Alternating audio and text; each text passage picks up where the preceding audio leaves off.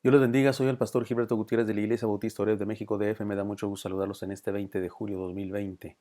Gente común que dejó huella en nuestra serie, estamos en el devocional número 38. José Arimatea es un personaje interesantísimo, conviene estudiarlo y reestudiarlo. Es el discípulo que encontró vida en medio de la muerte. Su historia o unos matices de su historia aparecen en Mateo 27, 57, 61, en Marcos 15, en Lucas 23 y en Juan 19. Leeremos esos pasajes, pero déjenme introduzco de este modo. Un día fui llevado para hablarle de Cristo a un hombre con problemas de alcoholismo. No fui bien recibido. En su casa rechazó el evangelio que le presenté diciéndome que su Dios era una botella que sostenía en su mano. La puso así enfrente de mí y dijo, esto es mi Dios. Y era una botella de licor. Noté que algunos de los miembros de su familia y todos sus amigos con los que en ese momento estaba porque era domingo, era una especie de fiesta mundana. Yo fui después del culto de la pequeña iglesia en formación que yo atendía, pero él estaba ahí con sus amigos y familiares y noté que en esa fiesta mundana todos bebían y incluso se manifestó una especie de burla contra un servidor en el ambiente. Había ahí risitas y se decían cosas entre ellos, burlándose de mi persona. Meses después, aquel hombre que se había manifestado ateo ante mí y que dijo que su único Dios era la botella, murió. Y fui llamado por su familia para predicar un sermón y compartir consuelo. Uno dice, ¿qué tipo de consuelo voy a dar? Este tipo inconverso, a más no poder, rechazó la gracia del Señor en forma deliberada, consciente, irreversible. Por supuesto que fui y traté de hacer lo mejor que pude, por supuesto que traté de dar aliento a su familia. Pero me pregunté, y este es lo que quiero decir, me pregunté, ¿por qué no llaman a un ateo que venga y que les diga, pues no hay Dios, no hay vida después de esta vida, no hay esperanza, así es que háganle como quieran, aquí se acabó todo? ¿Por qué no va un ateo y dice eso? ¿Por qué siempre se llama a un siervo de Dios para esos casos, a un pastor o un sacerdote? La respuesta es, porque solo en Jesús hay esperanza de vida, solo en Él, una esperanza de vida eterna. Ese día algunos de los amigos del difunto y todos sus hijos tomaron una decisión por Cristo y me permitieron orar por ellos para llevarles a Dios, porque sí, yo anuncié, no dije nada del difunto, y además yo qué sé, no sé si en su momento de agonía clamó a Dios, yo qué sé, de hecho siempre doy esa esperanza yo a la gente, pero sí hablé seco, directo y a la cara con respecto a lo importante que es prepararnos para cuando se llegue nuestro propio día de partir, y entonces algunos de ellos tomaron una decisión y oré por ellos para llevarles a Dios. El que está vivo puede vivificarnos aún en momentos difíciles. El único que murió y resucitó y está entre nosotros porque está vivo, puede vivificarnos a los seres humanos. En el pasaje que hoy estudiamos nos encontramos con un discípulo secreto de Jesús que manifestó su fe aún en medio de la circunstancia más difícil. Encontró la vida cuando Jesús estaba muerto. Recuerden ustedes, Jesús murió y así permaneció durante 3 días. 2 días dicen algunos, como sea. Estuvo muerto durante unos días. Y este discípulo manifestó su fe en él en ese tiempo. Se trata de una persona común que dejó una huella que podemos seguir. He aquí algunas de las enseñanzas que nos legó. Y acuérdese que estamos buscando la gracia de Dios en la vida de estas personas y cómo la huella de la gracia de Dios en estas personas se manifiesta también como una huella también para nosotros. Muy bien, vayamos a la primera enseñanza, la de hoy. Votemos a favor de la vida. Votemos a favor de la vida. Dice así Lucas 23, 50 al 53. Había un varón llamado José de Arimatea, ciudad de Judea, el cual era miembro del concilio, varón bueno y justo. Este que también esperaba el reino de Dios y no había consentido en el acuerdo ni en los hechos de ellos, fue a Pilato y pidió el cuerpo de Jesús y quitándolo lo envolvió en una sábana y lo puso en un sepulcro abierto en una peña, en el cual aún no se había puesto ahí a nadie. Lucas 23, 50 al 53. ¿Qué fue lo que hizo José Arimatea? ¿A qué se refiere aquí? Él era miembro del concilio de ancianos del pueblo hebreo. Es decir, era de los que gobernaban religiosamente el pueblo hebreo. Y esa madrugada que se acordó la muerte de Señor Jesucristo, él estuvo ahí. Y dice el texto que no estuvo de acuerdo con lo que estaban haciendo, ni la votación esa, ni no, con lo estaban tramando desde días antes. No debió ser fácil para José Arimatea ser parte de un concilio que acordó la muerte del Señor. Cualquier estudiante de derecho puede darse cuenta que de las injusticias que se cometieron contra el Señor en aquel juicio injusticias de acuerdo a las leyes vigentes de aquella época, o sea, no injusticia de acuerdo a nuestro punto de vista, que qué malos, que el Señor era muy bueno, no, el juicio no fue correcto de acuerdo a las leyes de aquella época. Sin embargo, o sea, cometieron una injusticia atroz. Sin embargo, el Evangelio nos dice que su voto, el voto de José Arimatea, fue congruente con su fe. No estuve de acuerdo con ellos, no estuve de acuerdo con lo que estaban haciendo. No estamos seguros de qué tanto lo dijo, qué tanto influyó, pero evidentemente no tenía poder, los otros eran mayoría. En distintos momentos de la vida, los seres humanos somos puestos en la disyuntiva de dar nuestros votos a favor o en contra de diferentes circunstancias.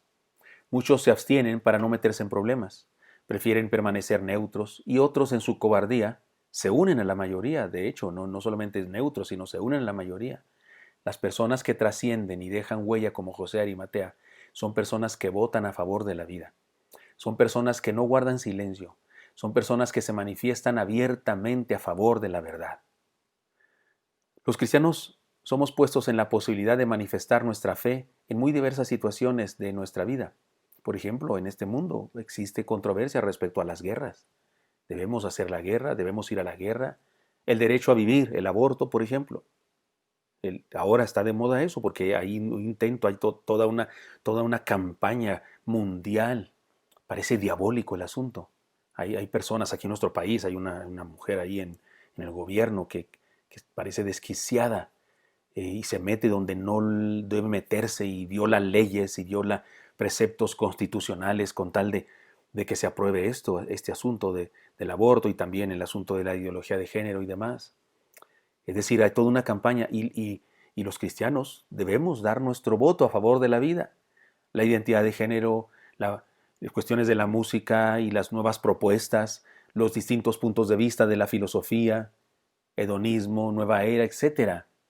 Las nuevas ciencias o posturas médicas alternativas, los métodos de anticoncepción, por ejemplo, las posturas oficiales para la prevención del SIDA y muchísimas cosas más que exigen votar a favor o en contra, y en todos los casos nuestro voto tiene que ver con nuestra lealtad o falta de lealtad a nuestro Señor. Ahora mismo en nuestro país hay toda una campaña para quitarnos a los padres el derecho de educar a nuestros hijos moral y religiosamente. Existe una campaña bárbara de estas mismas personas que estoy mencionando acá. Debemos manifestarnos a favor o en contra. Debemos tomar partido. Hay gente que dice, no te metas en líos, no, la política nunca es buena, es mejor de esperar. No, hay que ejercer nuestro voto. José Arimatea lo hizo. El texto nos lo dice. Escogió la vida. Hay personas que se avergüenzan de la fe cristiana. Y cuando hay, no sé, en las escuelas, por ejemplo, en las universidades, se critica mucho la fe cristiana, se critica la Biblia, se critica a nuestro Señor Jesús o el evento Jesús, y algunos piensan que es mentira, que no se puede probar, cosas absurdas. La existencia y el hecho de nuestro Señor Jesucristo, su vida, su obra, su resurrección incluso, aplicando las leyes de la historiografía, es más fácil comprobar eso que la existencia de Sócrates, Platón y Aristóteles. Es más fácil comprobar la verdad de Jesús y su predicación que la existencia y la vida de Alejandro el Grande. O sea, eso es un hecho. Si un historiador toma en cuenta las leyes que existen para comprobar los eventos en la historia, el evento más fácil de probar en la historia es el de Jesús, porque hay más evidencias, más elementos que cualquier otro evento en la historia. Cualquier otro evento en la historia. No tengo tiempo ahora para hablar de eso, pero créanlo, así es, y si no, investigue un poco. Y cuando hay discusiones de ese tipo en la universidad o en alguna plática, ahí en, no sé, algunas personas, en una reunión, lo que sea, hacen falta gente como José Arimatea que diga, permítanme discrepar, o no estoy a favor de eso. Y no se trata de pelearnos con nadie, ni hacer violencia con nadie, no. Sino se trata de escoger partido. Sí, eso de no escoger partido, eso de permanecer neutro por no tener problemas. Es escoger, es dejar que otros escojan por nosotros. José Arimatea nos desafía a votar siempre a favor de la vida. No nos avergoncemos jamás y votemos siempre a favor de la vida, a favor de nuestra salvación y Señor, de nuestro Salvador y Señor. Votemos a favor de la identidad del ser humano, hombre y mujer. Votemos a favor del respeto a la vida de los seres humanos antes de nacer. las feministas que tanto exigen defensa de sus derechos, lo violan de una manera impresionante, porque el derecho a la vida, todas las mujercitas antes de nacer en el vientre, debería ser respetado. Todas esas niñas que si no las matan en el vientre de su madre, nacerían, está siendo violado su derecho a vivir. Y es una incongruencia que anden exigiendo el aborto, exigiendo el derecho del aborto y exigiendo respeto a su vida, respeto a su persona, cuando ellas apoyan la destrucción de la vida. Alguien decía, pero es que es una masa de tejidos, una bola de tejidos. ¿Qué absurdo es eso? Mire, deje nomás, ya que dije eso, ya que me metí en este lío, déjeme decirle, mire, yo soy un anciano en potencia, ¿no es cierto? Entonces, si me dejan vivir, si no me matan, yo me convertiré en un ancianito. Y si usted es un joven, usted es un adulto en potencia. Si no lo matan, lo dejan vivir, se va a convertir en adulto. Y si hay un adolescente por ahí, ese adolescente es un joven en potencia. Si lo dejan vivir y no lo matan, se convierte en joven. Y hay un niño por ahí, que ese niño se va a convertir en adolescente. Si no lo matan y si no se muere, se convierte en adolescente. Y hay un niño recién nacido que se va a convertir en joven, se va a convertir en un adolescente y si no lo matan, va a hacerlo. Una bola de tejido no es más que eso. Un óvulo sin fecundar no es más que eso. No se convierte en nada más, es más, se desecha. Un espermatozoide por sí solo no es nada. Pero cuando un óvulo y un espermatozoide están juntos, eso es un proceso de transformación bárbaro. Si lo dejan vivir, es un niño. Así es que ese óvulo fecundado es una persona. Si no me lo quieren creer, déjenlo vivir y verán si no se convierte en tal cosa. Es una persona en germen, es una persona en embrión. ¿No le decimos así también a las larvas de abeja? Son abejas en larva, son moscas en larva, ¿sí se le dice? Pues es un humano en embrión. Y si lo dejan vivir y no lo matan, se convierte en un niño. Y si lo dejan vivir, se convierte en adolescente. Y si lo dejan vivir, es joven, y adulto, y anciano.